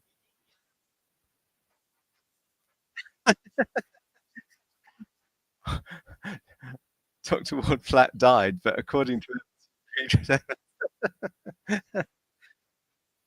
wow.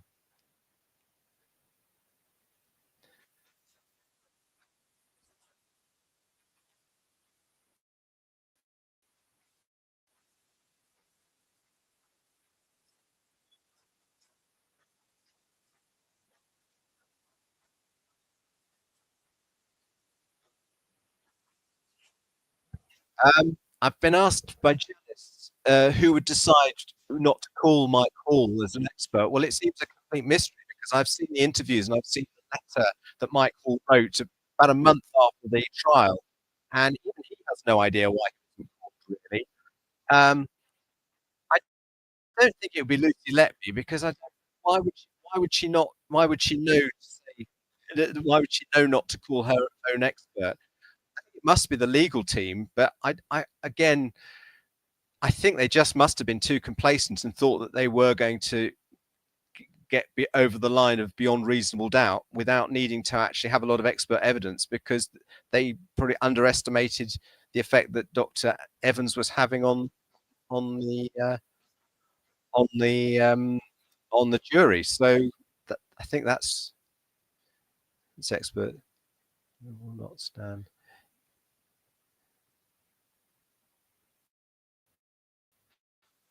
Okay.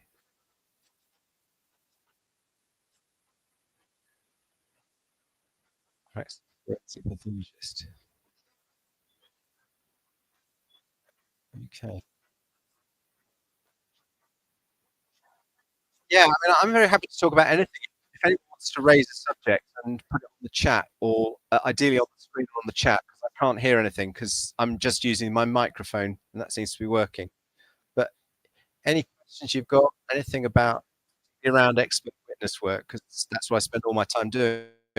Apart from I work 2 days a week or 3 days a week as a GP, and then I spend the rest of my time doing expert witness work. Do I think the other experts acted appropriately in the case? I don't think any of them did. I mean, it's coming out now that certainly the prosecution experts, all of them are being strongly criticized by very, very eminent people. You know, what impresses me so much is that Lucy Letby has got the support of some of the most eminent people in the country.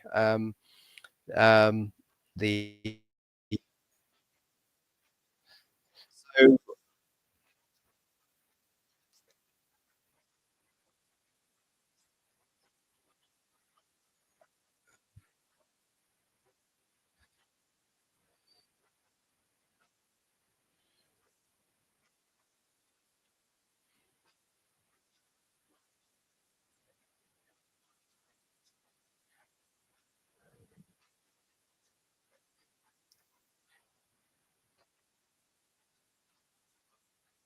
is there anything else people want to ask?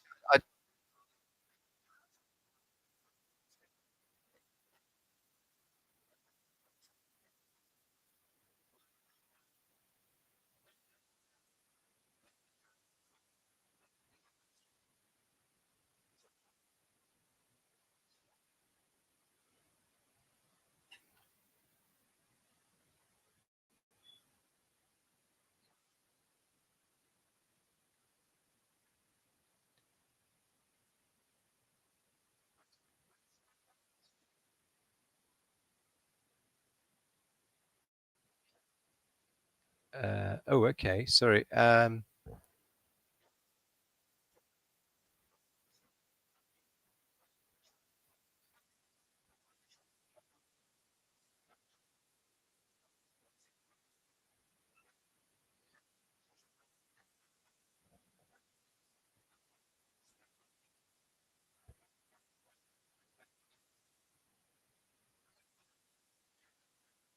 think the thing that troubles me most is the hugely long time it's going to take, even if everything goes to plan, or there's going to be any sort of approach to the Court of Appeal. And so that's really, really worries me, because the thought of Lucy Letby spending 5, 10 years in prison before anything happens, and it's just so distressing. I always think of the Jill Dando murder, because you know, there was a situation where Jill Dando, sort of national treasure, was murdered, and it was absolutely essential to find somebody that had murdered her. And it was so obvious from the start that Barry George was absolutely not the murderer. They just couldn't. And yet, poor old Barry George spent, I think it was 8 years. He was in prison for 8 or 9 years before even a very, very, very obvious miscarriage of justice came to kitchen. So the fact that the establishment has got it in for Lucy Letby, they simply won't accept, especially with the Thirlwell inquiry now. For her to have a proper Court of Appeal hearing and to be released, which she should be, I just don't think it's going to be in their agenda, and it's going to be so difficult. But what I think is fantastic is that there is so much good evidence from so many brilliant, fantastic, world-class, most eminent in their profession experts who have come forward to support her. So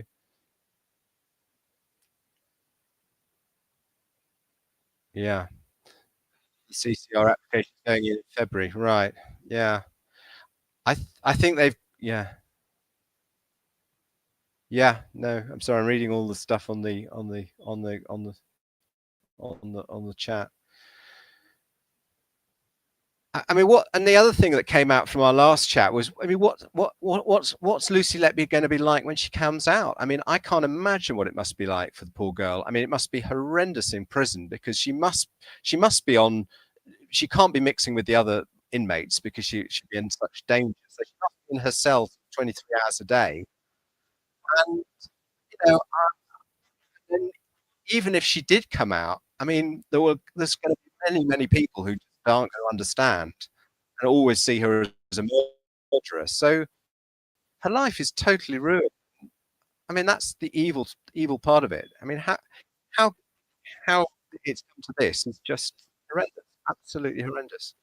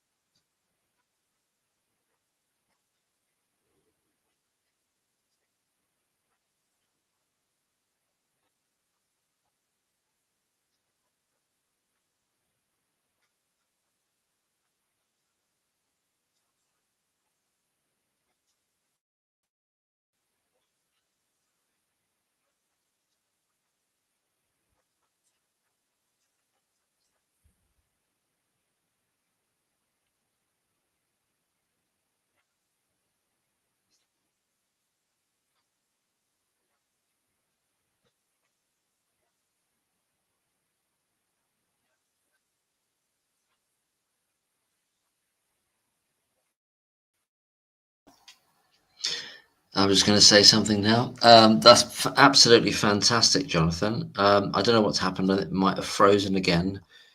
Shall I mute myself again? Okay, I'm just going through the chat.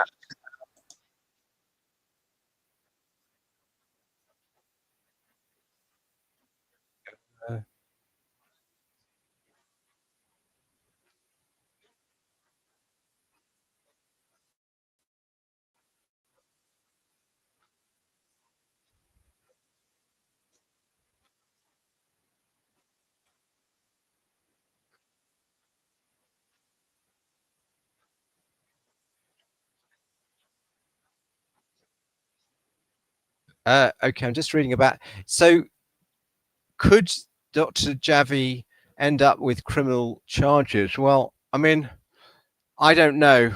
I think he's purged himself. I definitely think he's purged himself. And in fact, the only thing that came out of the Court of Appeal judgment was that they were highly critical of Dr.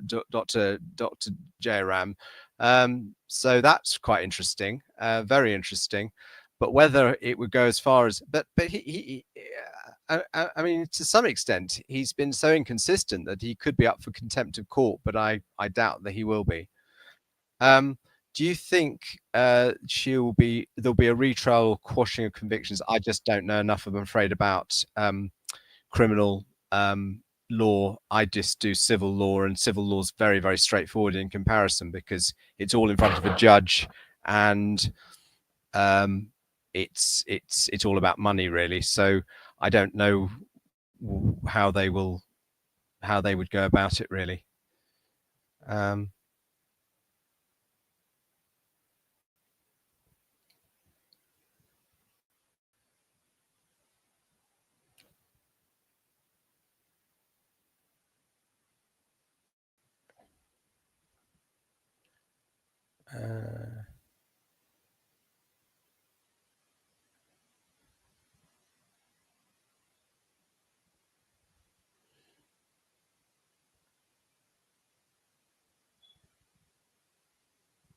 Yeah, just reading through all the streaming questions and the very interesting comments here. So yeah, it's just so it's a lovely opportunity for us to get these things off our chest, because I don't know about you, but it really worries me. I spend my time thinking about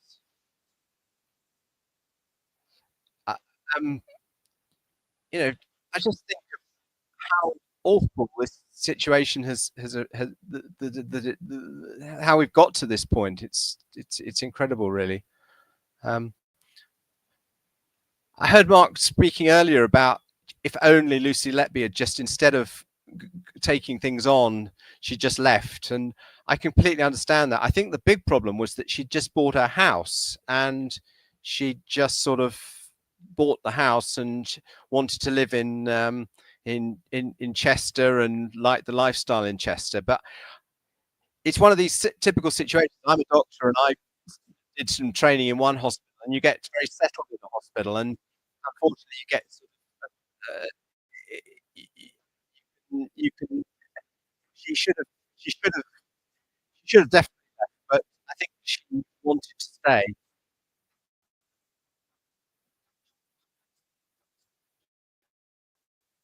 So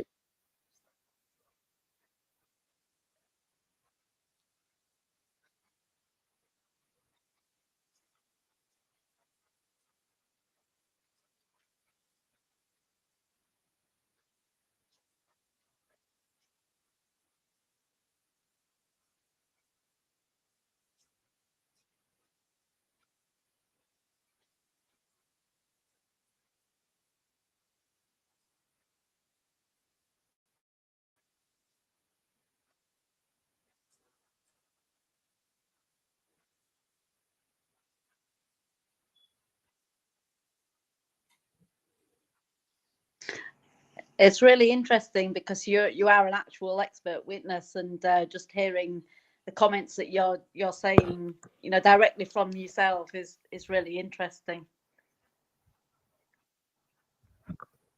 oh, good. Well, I'm very happy. I'm a huge fan of Mark's. I think Mark's the best thing since sliced bread. And actually, Mark, you've helped me to look that.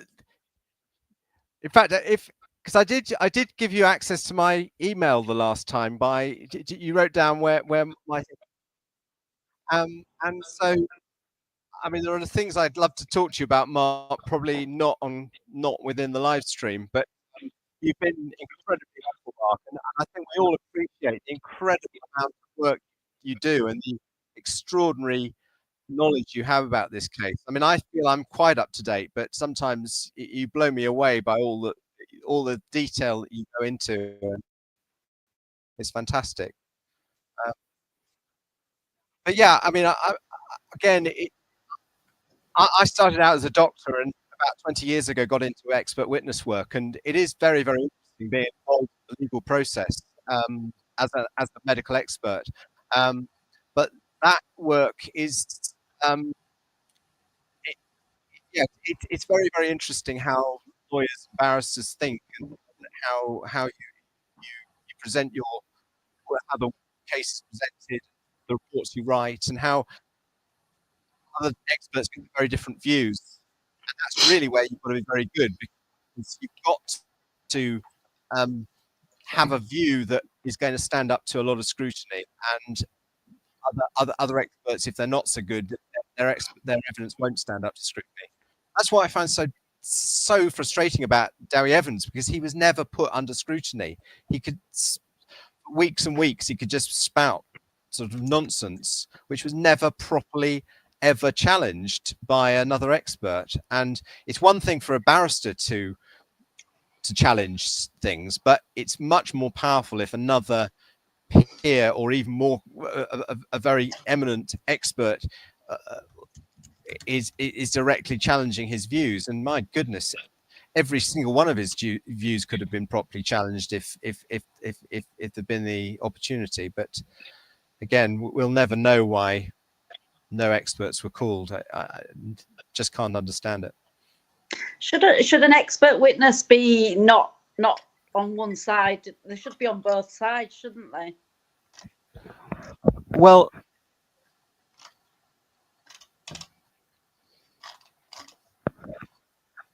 yeah.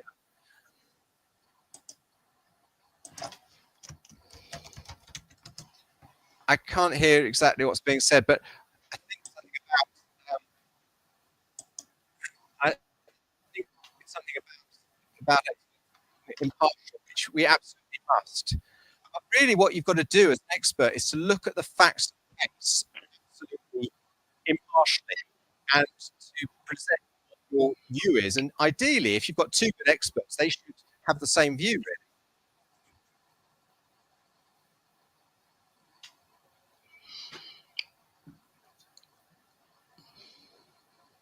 Wrong. Yeah.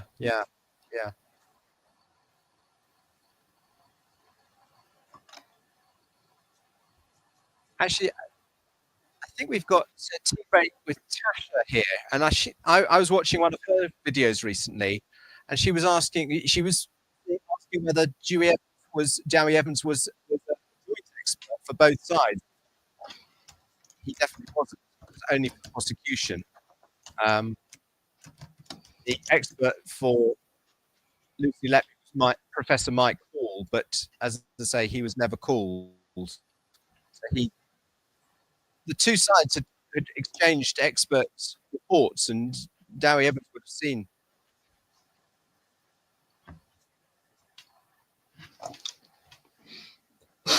I haven't actually seen the other side of Lucy Letby. I will say, I've watched the Sweeney ones, which have been absolutely brilliant, but I'll try and look at the other side of Lucy Letby podcast.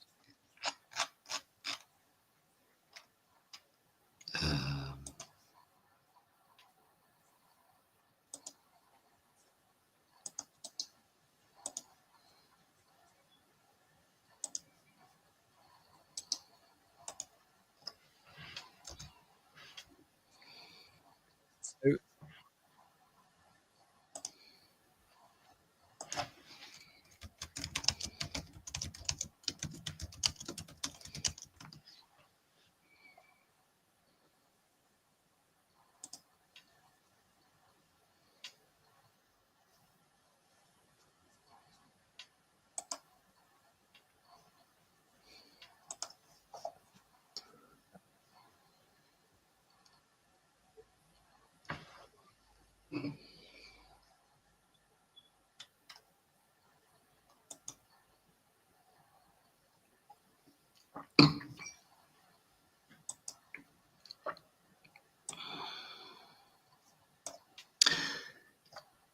May I say something? Thank you so much, Jonathan. This has been absolutely fantastic. On behalf of everybody in the chat and everybody on the screen here, that I really appreciate you giving us your experience as being an expert witness and your view on this particular case here and its deficits in terms of the prosecution and Dowie Evans's input. I'm just looking at the chat here, but so I'm thinking of drawing it to a close now, coming up to about 2 hours. Yeah. But I think that's been really useful for everybody to hear from you, because I think it was good that we because of the technical aspects here, that you allowed that you could actually just speak and talk about your experience there. And I hope you can come back and talk more about it and be there to discuss things as well. So I think that's worked really well. Yeah. I really want to thank you for that. And to thank you, Simone. Okay, Mark. Yeah. And to thank you. I mean, Mark, if I gave you access to my email through did you? I think you wrote it down last time. If you could email me, would that be all right? And then perhaps I don't want to give my email address just on here, but yes. If you look my name under Inspire Medilaw, you will find my details. All right. I've got that link. Thank you. That's brilliant. I'll do that. And just email me, and there's various things I would quite like to chat to you about, not on live stream if possible. Okay. Yeah. Okay. That's interesting. Yeah. Is it that are there certain things you want to say that you're not sure, you don't want to necessarily discuss in public? Is that what it is? Yeah, there's a few things, but I think I've got to be a little bit careful because you never quite know. Because the other thing I was amazed by was that this goes out and it's available on YouTube, so people could find it who are not so. Well, it is actually. I should have said that to everybody. It is on YouTube. Yeah, it will be on YouTube, but I don't want to cause any issues for anybody. No. But yeah. So that's good. But are you comfortable with that, Jonathan? That it's on YouTube, this discussion and the things you've said? What I've said. I mean, what I've said now, I would defend. I've not said anything that. That's great. Well, that's fantastic. The last thing I want to do is to pull anybody into a discussion that's public that they don't want to be public. So as long as that's okay with you.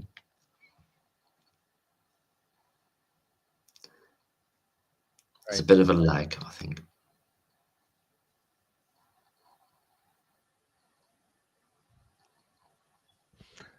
Okay. Well, thank you very much, everybody. Thank you, everybody in the chat. Thank you. Jonathan and Simone, and thank you, everyone. I think that's been absolutely fantastic. Really appreciate everything you've said, Jonathan, there as well, all your experience, and Simone and Catherine before. And God bless. And I think I'm hoping this time next year, ideally before, Lucy will have been exonerated and freed. I hope this is her last Christmas behind. Well, I don't want to say, you know what I mean. A last Christmas being in a place that she shouldn't be in. Really, she should be with her family. Yeah. And I think that's what. Will the chat keep going? Well, I think I'm going to close the stream now, Marion. And thank you ever so much, everybody. Unless anybody else wants to say anything else, I don't want to suddenly do it. But how do you feel, Simone? What do you I think it's been really good, and this is the first one I've managed to join. So it'd be quite nice if you did it once a week or something, and then people know when you're going to do it. And I'd definitely be interested in joining again. Oh, that's brilliant! I'm so glad that you were there, and Jonathan and Catherine came, and everybody who's been in the chat as well. All equally as important. And I know Richard Gill wants to speak about some things that he's looking into, and he's got a lot of inside tracks in terms of a lot of the people that he's talking to. Yeah, that'd be great. Yeah, I should plan. Thank you, Hester. Yeah, I should plan it, and I'll do that next time. I'll interact with Richard Gill so that he can come on, because obviously, I mean, Richard Gill's someone that has been he's been instrumental in exonerating at least two nurses, isn't he? So, in terms I'm sure he'd be up for joining as well. So I think he would do. I'm in email contact with him, so I'll do that and try to get it as a more planned thing. But I'm really glad the way this has worked out tonight, and thank you to everyone. And I'm going to end the stream now. And all the best, and have a good night, everybody. You too. Thank you. Take care. Bye. Bye. Bye. Bye. Bye. Bye.